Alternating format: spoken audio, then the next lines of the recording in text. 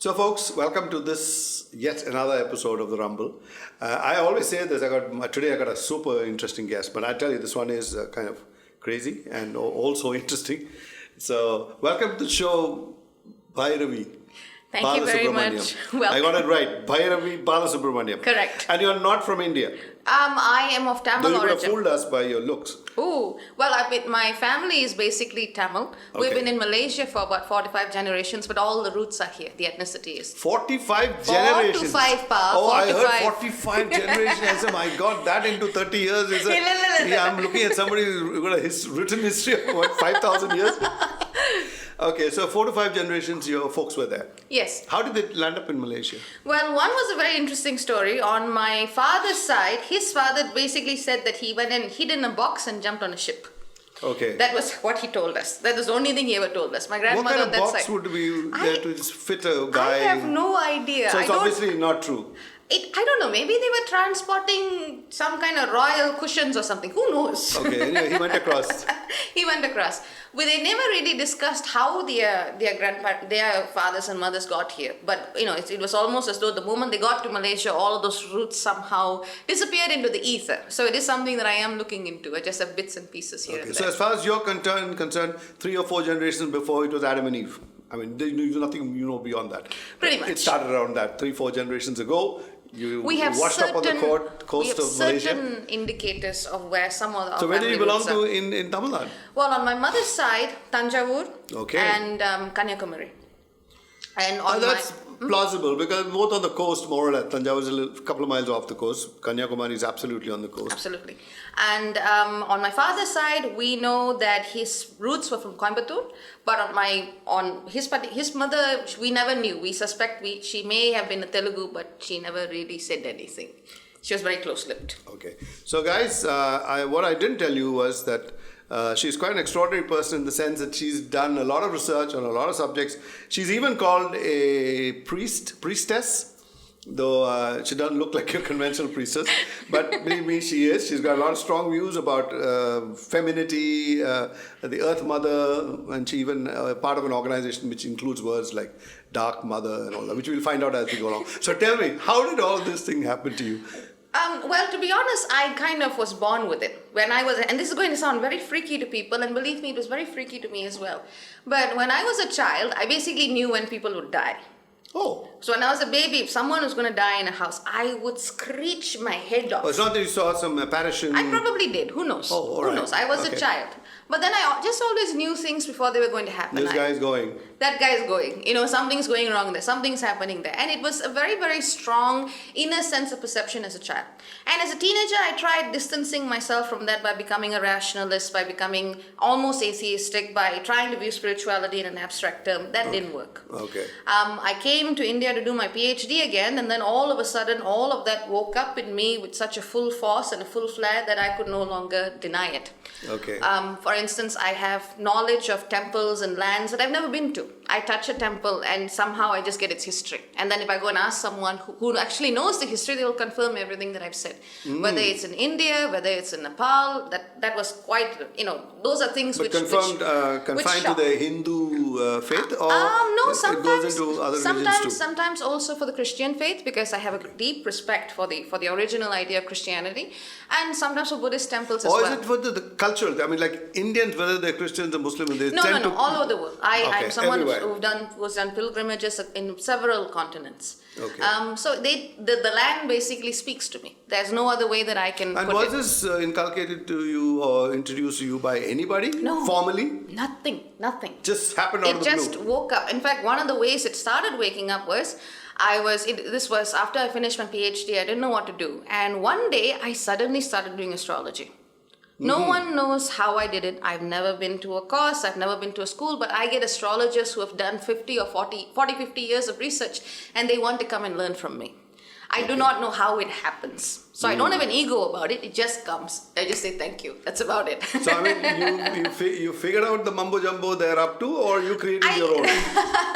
I actually saw where the mumbo jumbo is and where it actually has a great utility, where it is actually based in mathematics and where human beings come in to basically stir the stuff up. Okay. But the mathematical part of it is very, very compelling.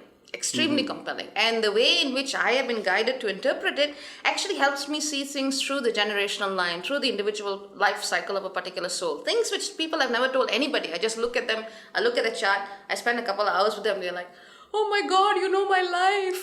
I'm like, I don't know how, it just happens. You're a kind of soothsayer? Can you be one if somebody came up to you? That is a part of it. Being a priestess is a very, very multifaceted role. Most of the time basically the point you tell someone is do not play with magic, do not play with rituals, do not play with gods unless you know what you're doing. That is a path that requires discipline. Most of what you're being told is crap. Okay. That is the particular path that I am on, which is why the people who tend to come to me are people who have been duped. They are people who have been cheated and who are still trying to find what is authentic and real about the spiritual paradigm. Okay. Without the distortion. And all this, have you passed on to anyone?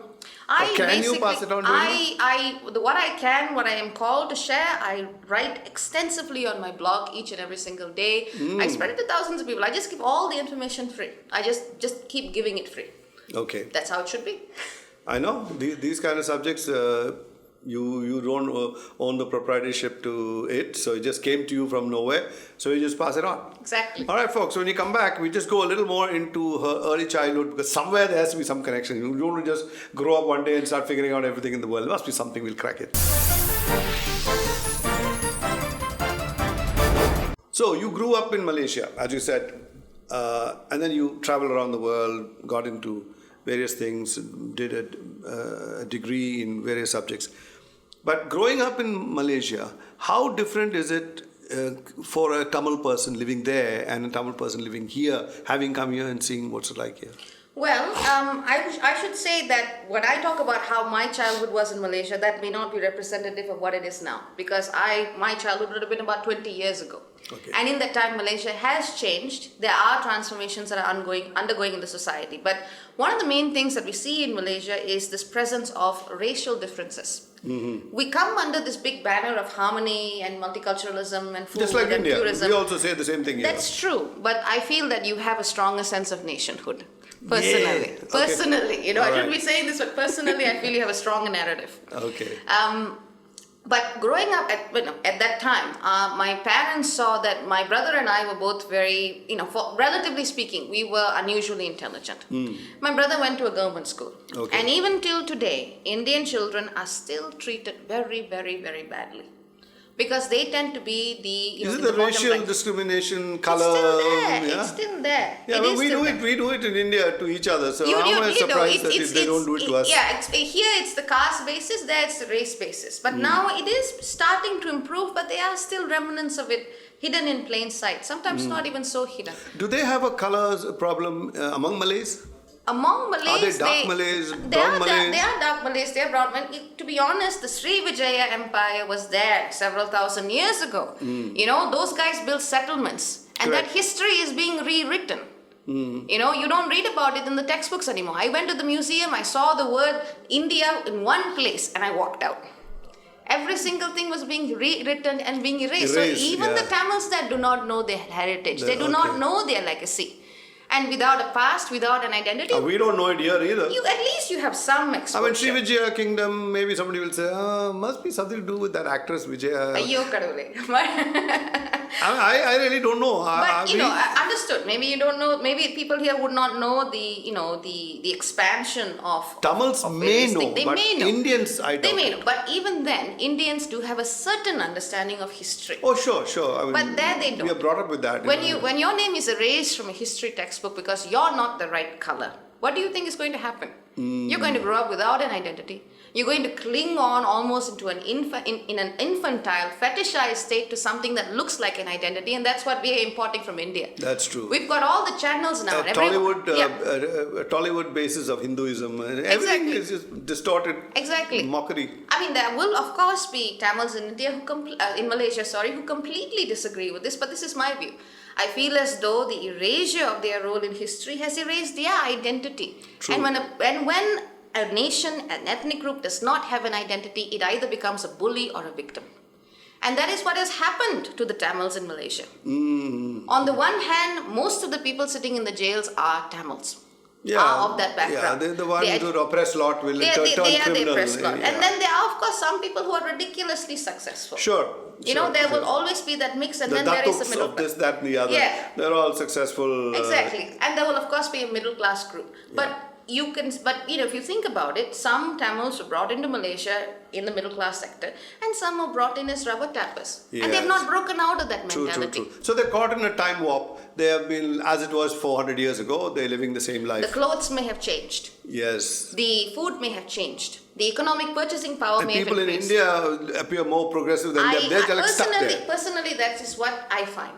I find that when I see an Indian in India, they've got their priorities straight. Those guys are still looking at Tamil Pada and happily romancing and thinking that is life. Because I worked with thousands of students, and that is the mentality. That is what is sitting in their heads. Because that's all they see of their culture.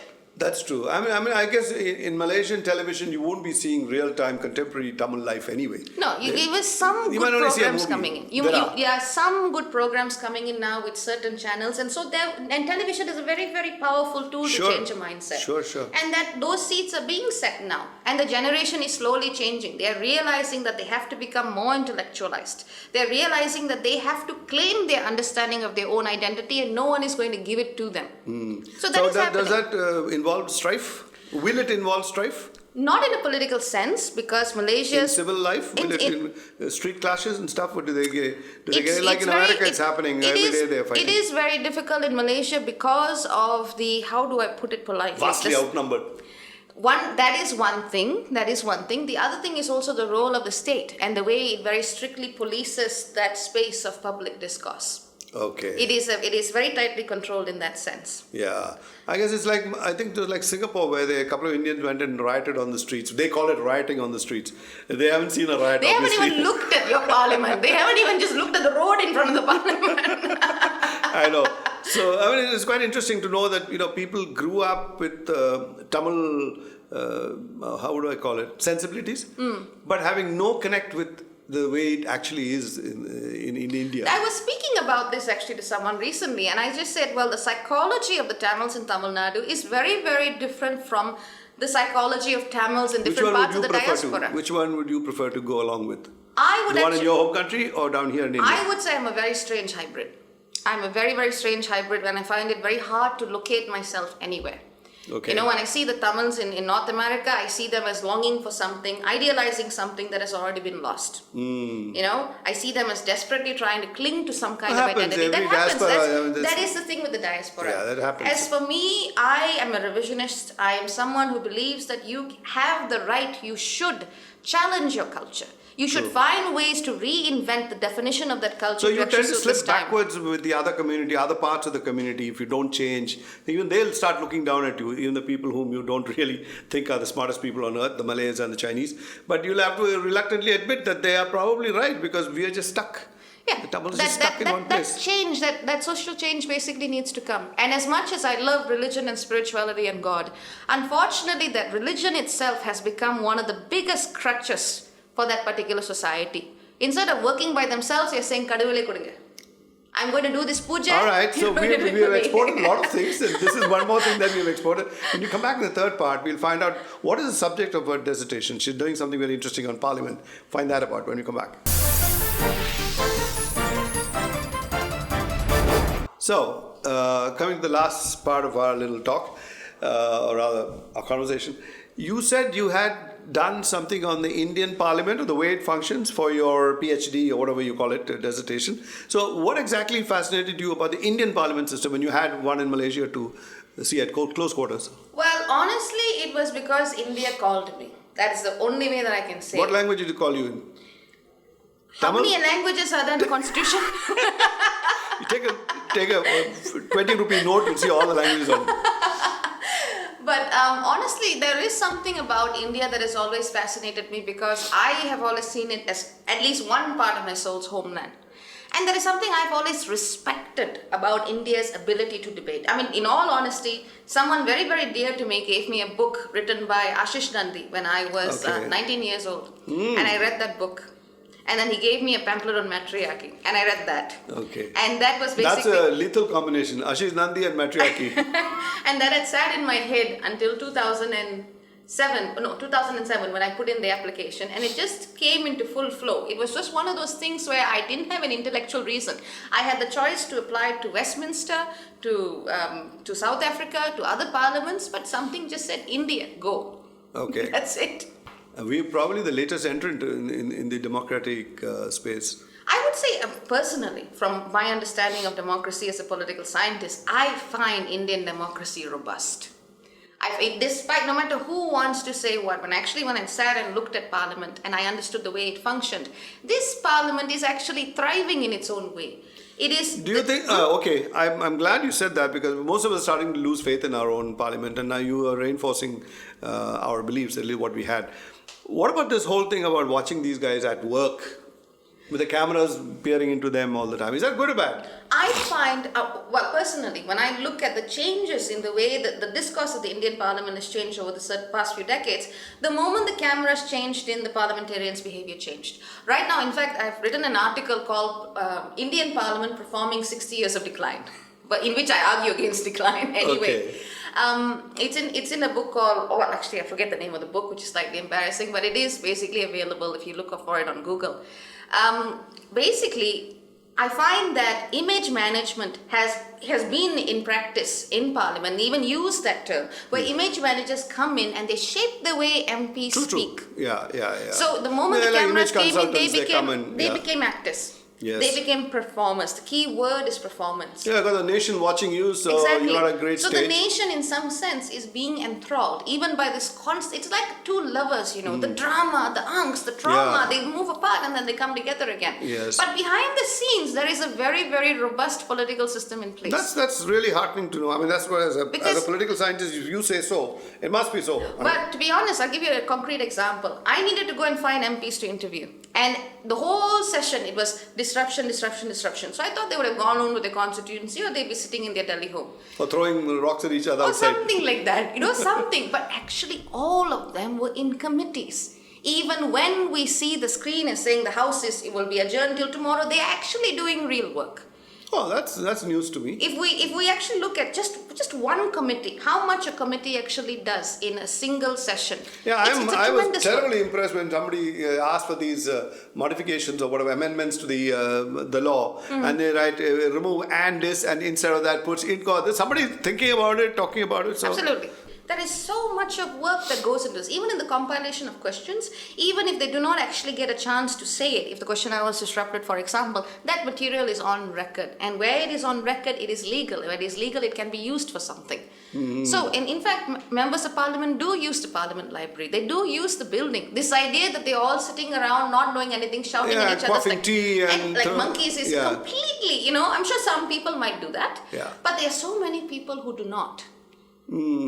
It says something about us that, for example, I went to the National Social Watch and I interviewed, I believe the person was the central coordinator, and they did a study basically showing that the people who actually did proper forms of parliament work, like raising questions, putting in the motions, they did not get re-elected. The guys who shouted got re-elected.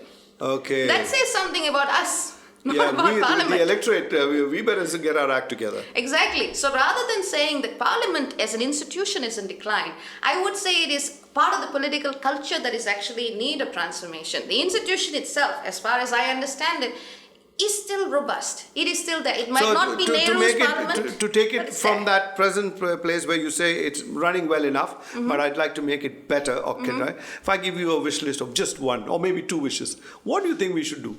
I think that parliamentarians should actually have cross-party discussions with youths, with people who are critical commentators, academics. They should do it in a public forum. We need to bring back that almost Greek style. We never had that in India. But I would say if you want change, do it that way. The moment the guy starts speaking political rhetoric, throw a tomato or something. Okay, so get everybody a basket and just say, hit him. Hit him if he gives you some politics. Get him to answer the question. Bairavee, it's lovely having you, and I wish you could sit and argue and say far more things, nasty things also about our parliamentarians. But you'd get away because you're from another country. I would get smashed. But anyway, thanks for coming over. It's been lovely having you here. We shall talk again some other time. I certainly hope so. Thank you.